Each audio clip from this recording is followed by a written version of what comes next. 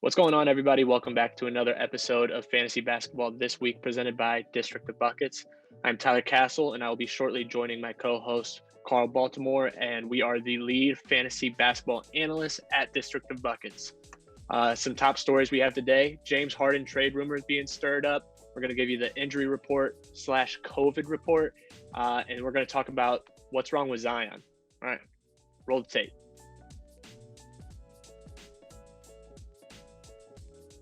All right, guys, welcome back to another edition of Fantasy Basketball This Week. Carl Baltimore joins me. Carl, how's your fantasy basketball team doing this week? Oh, this week we're doing well. Also, last week I was doing well up until I made a lineup blunder. Forgot to put somebody in. Ended up losing by 4 points. But this week, no lineup blunders. The squad's performing. Jokic is playing right now. Barring a miracle from Dennis Schroeder tonight, I should get the win. Should get the dub.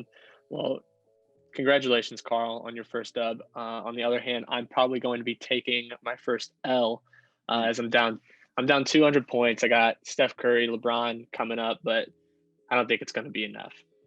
Yeah. Hey, Steph Curry, anything's possible. Yeah, no, I need another 80-point performance from him. But let's get right into some of the main talking points we have today. James Harden trade rumors stirring up. You think he's going to Indiana for Victor Oladipo?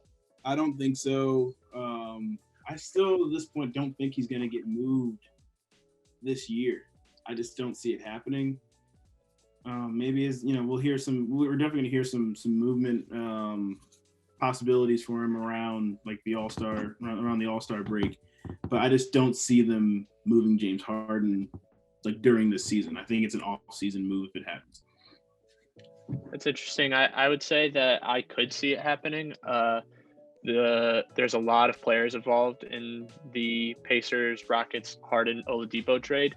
And the Rockets would come out with a few first-round picks, which would be huge for them. So it'll be interesting to see where that goes. And just like the stock market, uncertainty, it makes the stock price drop. So I'd be a little wary of James Harden. I've said it from the beginning. He's a guy that I'd be looking to move. Carl disagrees. He's a guy that is going to put up points. He's going to put up points every night. As long as he's playing basketball, James Harden is worth it. He just needs to show up on any basketball court. It does not matter to me, how it happens. They don't ask how, they ask how many. We should be asking how many games is he going to play. So that's the T on James Harden. Let's talk about Zion's struggles here. We're going to jump into the struggle portion of the podcast. Why is Zion struggling? Yeah. So fantasy-wise, Zion's main struggle is his lack of a three ball. In this case, it's not even like he's shooting a terrible percentage. Which he is. He's not shooting threes at all. He's only attempted about 0.2 a game. Hasn't hit any of those. Isn't looking for that shot. He's still out here averaging 33.2 fantasy points a game on 21.9 points, 8.1 boards. Has about an assist and a block game. Not a lot of turnovers either, but his ceiling is capped. As long as he doesn't have even the threat of him shooting threes, like you're just going to have to really rely on these really just like tough baskets that he scores like in the paint. He's better than almost anyone in the league at doing that, but you need a lot more volume to make up that difference. So I'm a little worried about him. I think he's still a lineup staple. His floor is going to be solid for the entire year. But I would say if you don't own Zion, I would actually try to trade for him because I think likely the person that drafted him took him pretty high this year. And he's definitely someone that no matter what will probably put up around that consistent 30 or so points per game for the rest of the year. And if you can get him lower than somebody's valuing him right now, like I would take it and try to make that move. But if you have him, I would try to hold on to him. Right. If you wanna play the long game here, Zion could be a good option for you. He might not be producing for you right away, as it seems Brandon Ingram has emerged as the Pelicans' number one guy at the moment. But Zion could be a buy low option for fantasy players this time of year. All right, and jumping into your next guy, Carl, who's another guy that's going through some woes right now. I'm going Draymond Green. He's proven to be more of a benefit to the fantasy values of other players on his team, more so than his own. He's only scoring 2.8 points per game.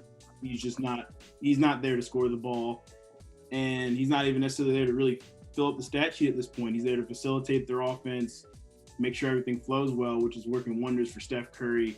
And even though they're kind of walking bricks at the moment, you have the Oubres and Wiggins that are just like their opportunities are improving with him on the floor. But Draymond Green doesn't matter. Stats don't matter for him. He just wants W's.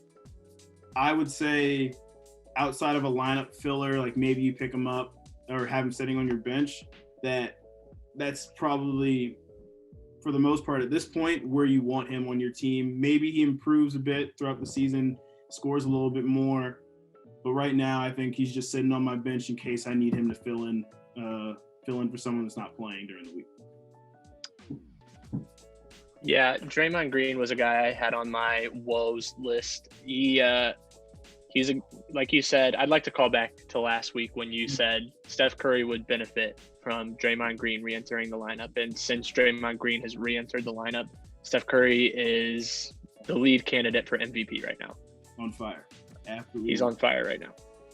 Yeah, so Draymond Green's physical ability on the court does not necessarily translate to fantasy points, and whoever owns Draymond in their league, which is 76% of leagues do own Draymond, that number might be a little too high. Yeah, Draymond Green is a guy that I'd probably be looking to either move or sit the bench this week, if not drop for another player that we're going to be mentioning coming up, because the Warriors have 4 games this coming week, but they're against tough defensive opponents. We got Indiana, Denver, Phoenix should be one of their better games, but then they go off and face the Lakers. So they have a tough schedule up ahead of them this week, and Draymond Green is not a guy that I would consider picking up or playing this week on my fantasy team. Agreed. My woe list consists of Kelly Oubre Jr., who has been kind of a famous name on our podcast. We tend to mention him pretty often. He's just not he's not performing, and just like Draymond Green, he has another tough week coming up against defensive powerhouses, and that's a guy that I'm simply dropping. I'm not even looking to move him. That's a guy that I'm getting rid of and replacing for a guy with a stronger schedule this week. Not a guy that I think has long-term value. He's shown to have waves of high-scoring fantasy games, but you've said it over and over again that he takes 1 step forward and 3 steps backwards. That's Kelly Oubre basketball. Yeah. Another underperformer on my list is Anthony Edwards, who I saw you just released in our league. Anthony Edwards is going to be I currently have him on my team. I picked him up after Carl dropped him. Anthony Edwards has a tough schedule coming up. Not necessarily a tough schedule, but he only plays 3 games. So that is not a guy that I'm looking to pick up off the waiver wires this week. In fact, is a guy I'm looking to drop off my team if he is positioned there. And he's owned in almost 60% of leagues and has been dropped by 5% of those recently in the last 7 days. So Anthony Edwards is a guy that I'm looking to move. As you can see from the stats listed, in the last 7 days, he's averaging almost 15 points, less than 3 rebounds, less than 3 assists, less than a steal and block combined a game. It's just not – his fantasy value isn't there right now. Not to say that it won't be there in the future, but right now it's not looking good, and especially with the return of Karl Anthony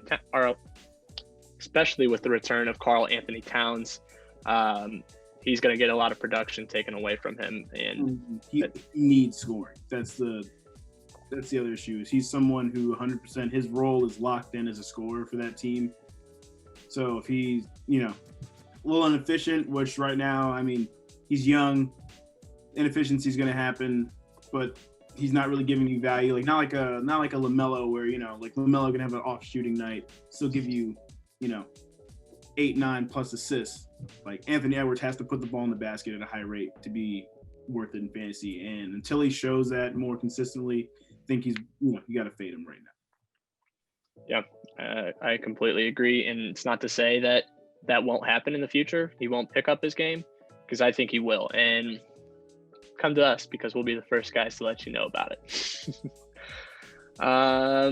Moving on, we're going to go into some guys that have been performing very well, and might be labeled steals of the drafts. Carl, who do you got?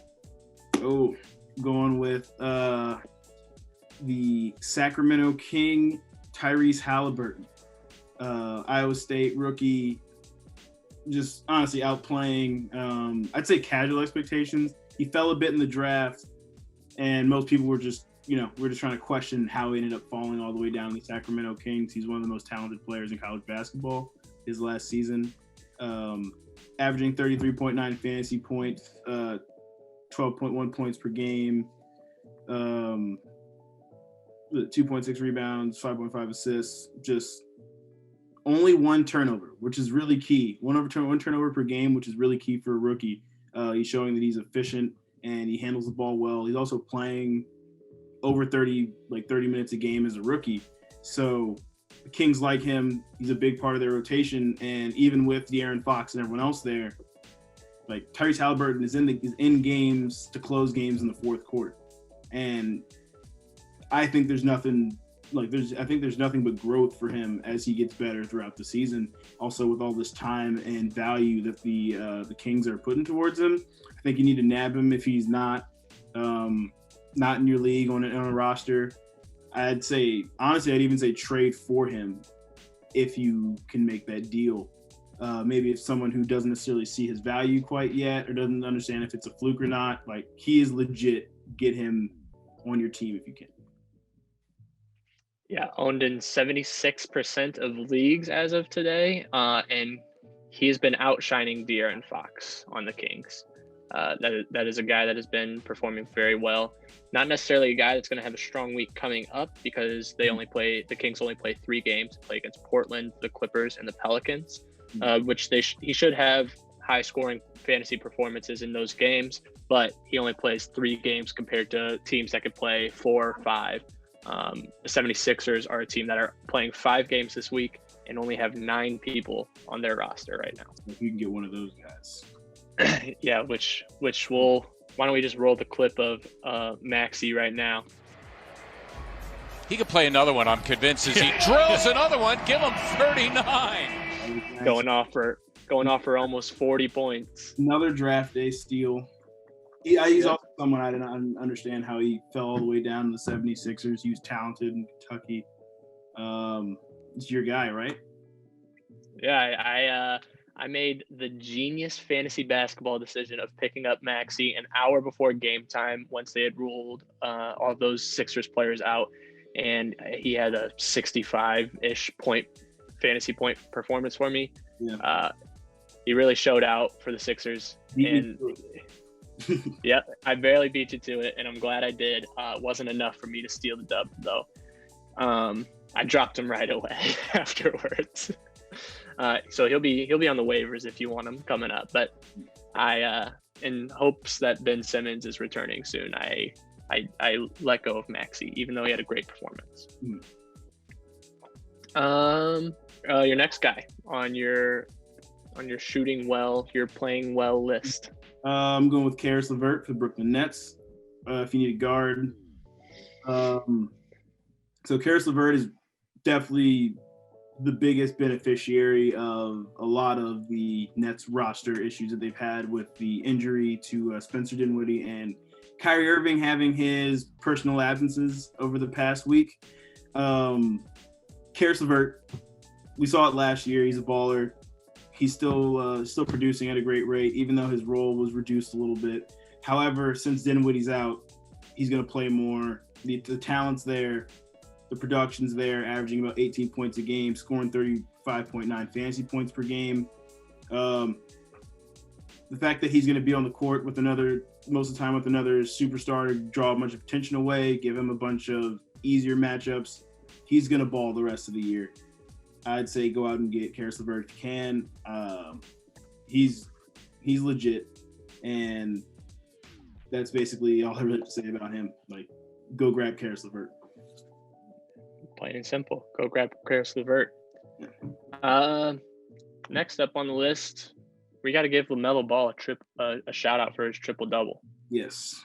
Youngest in NBA history. Roll the clip. Roll the LaMelo triple double clip. Roll the clip. Miles Bridges working the baseline. LaMelo challenges Capella and wins the bat. Shot when you're not in rhythm. He's 0 of 3, 3 of 10 for the game. LaMelo. That's a good one. Three-pointer. Yeah, he's really learned to time up the quick layup by Trae Young. Oh, that may do it. Terry Rozier, a three-pointer. He had a brief stint on the waivers in our league. Carl dropped him for a brief moment and then picked him right back up just in time. So good fantasy move by you. But he's balling out recently. He is. I can't knock him. Yeah, he's doing it all. It's also fun. It's a really fun soundbite to have post games. They asked him why does he get rebounds so well? He said, I played a lot of 21 growing up. He's just a fun person to have. Just fun person to follow outside of, let's say, like, there's everything you have surrounding him, like with his dad and his family, like coming in. It's like LaMelo himself, focus on the guy. Love everything about his game so far. Yep, he's really picked it up since the beginning of the season. My playing well guys are some of the top guys in the league right now. Jeremy Grant for the Pistons. I mean, that dude is hooping. He's the most reliable player on the Pistons. Blake Griffin is probably their best player, but an unreliable fantasy pick. Move Blake Griffin if you can. But yeah, Jeremy Grant he's balling out right now for the Pistons. And if you're lucky, he's a steal of the draft. People probably aren't going to move him. You could sell high if you wanted to, if you think it might be a fluke. But I just watched him play earlier today, and he is the Pistons guy. He's earning his money because I know was it the Nuggets? I'd say have been struggling since they lost him for the most part. I'd say defensively, he was like, people didn't know if he was properly valued when he signed his contract to go over to Detroit, and now it's looking like it's worth the money. Yep. They have Maga Porter Jr. over there out with COVID. So at least be looking. Or something I heard, right? Yeah, I think he said it was out for 10 to 14 days. Yeah. So that is a guy that'll be useless on your team for the next 10 to 14 days. And that's going to be a trend that you see a lot coming up in the future with these COVID outbreaks. And Carl brought up a great point before we got into the podcast to be up to date on all of these injuries and COVID protocol, forcing people to rest. Turn your Woj bomb notifications on Twitter, just so you know if you have a player on your team that's gonna be sitting and could ultimately win or lose you that week, could ultimately send you to the playoffs or keep you from going to the playoffs. So definitely stay up to date on that because it's going to be changing very, very often. Yeah. Couldn't better myself. Thanks, Carl. Moving on to the next guy is Malcolm Brogdon of the Pacers. It looks like I said earlier, the Pacers could be moving on from Victor Oladipo. Carl disagrees a little bit, but they could be moving on from Victor Oladipo and focusing on that Sabonis-Brogdon combo. Steal of the draft. Another guy that was an absolute steal of the draft. Fell a lot in our fantasy draft. I don't know. I guess it was just something about the Pacers. A lot of all the Pacers fell. Yeah, they did. But he's playing exceptionally well right now. So if you're lucky enough to grab him, kudos to you. I know he's performing well in our league. Yeah. All right, let's move on to the favorite segment. Let's do it. Fringe guys. Carl, who you got on your fringe guy list? All right, so fringe guy list. I have guys who at this point aren't even owned in over 1.5% of leagues for the most part. This is just kind of a fringe guy / injury report combo I have going on with this first one is Robin Lopez and Mo Wagner for the Washington Wizards. It's a lot of question marks are definitely here, but the main reason I brought up these two names is for opportunity.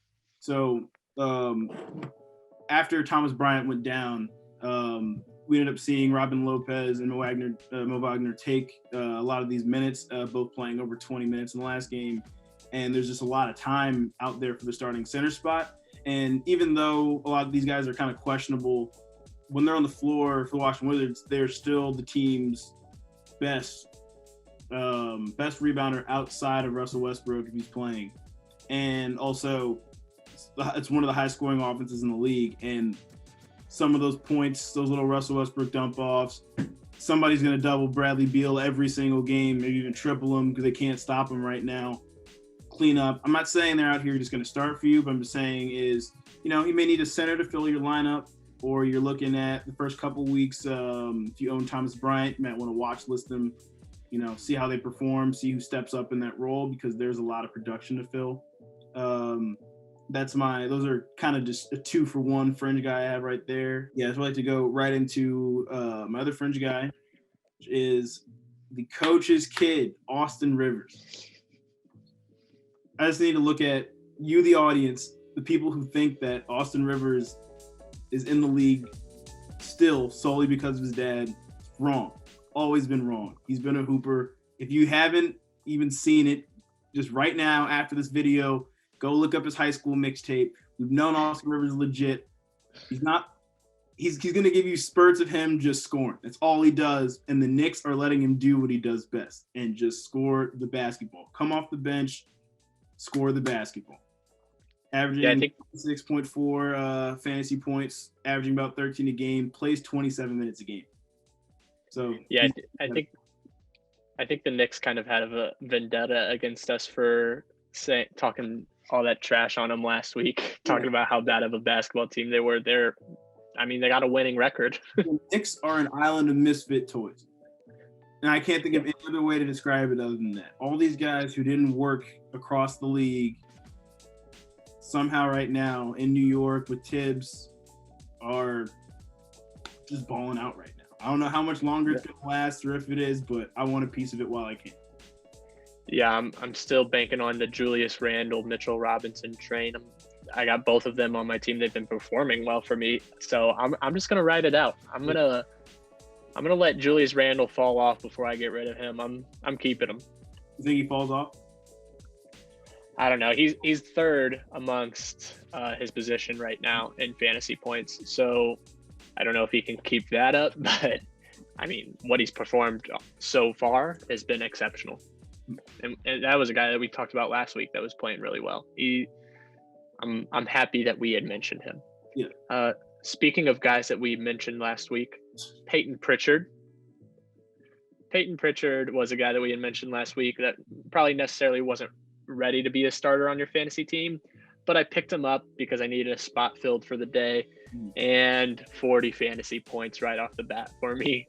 And then I dropped him right afterwards. But Peyton Pritchard, he's a guy that just plays too hard.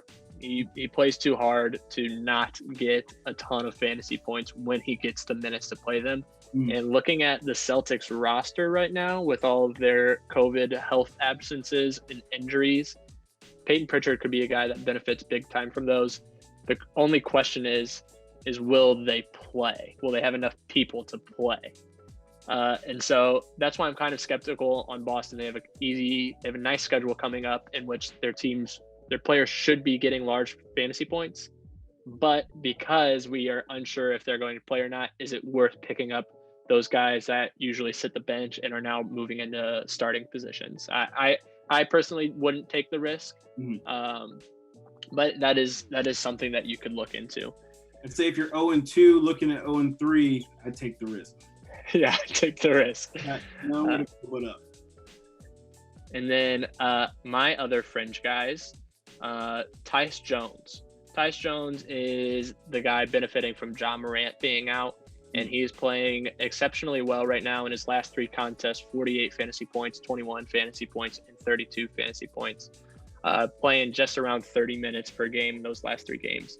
And he's only owned in 15% of the leagues right now. So Tyus Jones is definitely a guy that you're going to want to keep your eye out for. And if he's available, I'd say swoop him, especially if you're in a deeper league where there aren't a lot of waiver wire options. Tyus Jones is that guy. He probably should have been picked up earlier as soon as John Morant went out. He's a guy that doesn't rely too heavily on points. He gets a lot of steals. He's very good defensively. Tyus Jones of the Memphis Grizzlies, and in the upcoming week he'll be playing 4 games. Has a pretty good schedule. He'll be playing Minnesota on the 13th, Minnesota on the 15th. Revenge games against D'Lo. And then he'll play Philly and then Phoenix. Tyus Jones playing 4 games coming up this week. Definitely a guy that you should be on the lookout for. And then my next fringe guy is Jordan Clarkson. He is the 6th man of the Utah Jazz. Have we talked about Jordan Clarkson on the show before? Yeah. It was right as I picked him up. Right as you picked him up. Well, he's on my squad now, and that's why I want to talk about him. Jordan Clarkson is the 6th man for the Utah Jazz, and when he is on the court, he is the primary ball handler. He is their primary shooter. He is the guy that they look to start their offense. In his last 3 fantasy games, 20 fantasy points, 43 fantasy points, and 35 fantasy points, playing around 26-ish minutes a game in his last 7 days. Jordan Clarkson is a guy that needs to be owned, especially in deeper leagues, only owned in 44% of the leagues right now, and it has gone up 13% in the last 7 days. So get him before he's gone. That was the way that, Mitchell's had a pretty slow start to the year. And as I said, I think the last time we mentioned him, is that they just don't have the scoring outside of Donovan Mitchell and the playmaking outside of him and a couple of other guys on their roster, so that role is going to be consistent the entire year for Jordan Clarkson. So he's a bargain right now. Yep. Pick up Jordan Clarkson while you can. Get rid of Anthony Edwards for him. There's your waiver wire pickup right there. Right there. Some other highlights that you want to talk about, Carl, from last week? I know we got Karl Anthony Towns back in the game. Towns gets a very friendly roll. He's had a nice touch around the rim tonight. We had Maxey almost have a 40-point game. Shout out Doc Rivers for letting him take the last shot. We had the little mellow ball triple-double. Trying to see also any really big highlights last week really want to notice. We talk about Wardell, talk about Steph Curry. We already mentioned him a couple times. Just as many times I can mention Steph Curry in one of these, I'm gonna do it. Just anytime they're on, still must see TV. It's even more phenomenal now with the way their roster's set up. Yep. He gets to take whichever shot he wants. You see those pictures on Twitter of him being guarded by literally all 5 people on the other team. I'm the proud owner of Steph Curry and LeBron James, number 1 in their position group. Just a real quick flex. Just really quick. But yeah, this basketball season's been really good. If you aren't watching it, you need to. Yeah, they're. I guess might have been the long break for a lot of the teams that weren't in the bubble. Like, there's a lot of heart going in this year. I love all the games so far. Yeah, and a lot of teams that you wouldn't expect to be in the top of the rankings they're playing very well. Yeah. Also, I'd just like to shout out right now, just because I'm a big proponent of this. So the second, right now, the Atlanta Hawks are currently in the 9th seed, which is my prediction for them for the entire year. Now, anything can happen between now and the end of the year, but the second they made all those signings in the offseason and the way everything was looking, people were like, oh my God, like the Hawks are here. And I was like, I still think they're like a 9 seed. So right now I'm still right.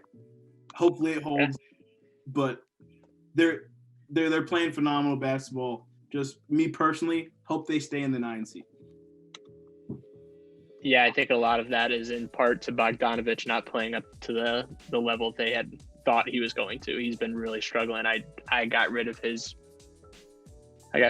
very quickly after he had a couple single-digit fantasy performances, moved to the bench. I'm like, time to get rid of Bogdanovich. Oh, yeah. Going into our closing statements, thank you to everybody that watched last week. We had a slight decrease, 52 views. What the hell is up with that? We lost 25 viewers. Come on, guys.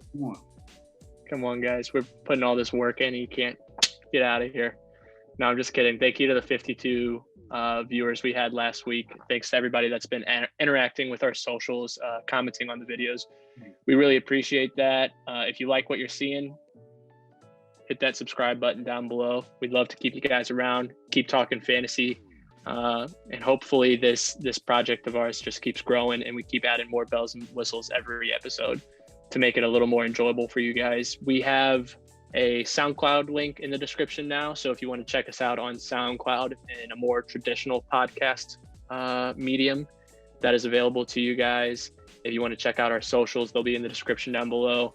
Carl's been updating the blog, so that link will be down below. Anything else to say to the people, Carl? Talk to your people. All right, let me talk to the people first. Honestly, just like thank you guys for the support so far. It's like what Tyler said. We're really just kind of just making something out of nothing, just here to talk basketball. It's really all it is. And just remember, if you like anything that we're doing, just feel free to share it, please. Just a nice share. It doesn't have to be anything special. Just, someone likes basketball. Hey, just take a look. You never know who's going to be a fan or whatever until they even get a shot. But most people, when they give us a shot, tend to stick around. So, yeah, I wholeheartedly agree with that statement. And before we go, we got to shout out our sponsor. Our sponsor this week, ourselves, District of Buckets. Ourselves. We are our own sponsors. You have to support yourself. Self-love. Yeah. You gotta have self-love. All right, guys. If you've made it this far, thanks for watching. Comment down below what you think about James Harden. I don't know. That was just a random thing that you could comment whatever you want. I'm just trying to get interactions underneath the video. Yeah, what do you think James Harden's gonna do? With all of his money in Houston before he leaves? Is he gonna go? Yeah. Do you think he's researching strip clubs in Indiana already? Where do you think James Harden is at in the strip club research process? There you go. Just let us know. Right down below. If you have a strip club for James Harden, put it down there. Yeah. I'm sure he'd love to know. Gold Diggers Cabaret, I heard, is the #1. All right, guys. This has been the 3rd episode of Fantasy Basketball this week, presented by District of Buckets. I'm Tyler Castle. I'm Carl Baltimore. We are your lead fantasy basketball analyst. I don't know why it always gets me twisted, but thanks for watching. Peace.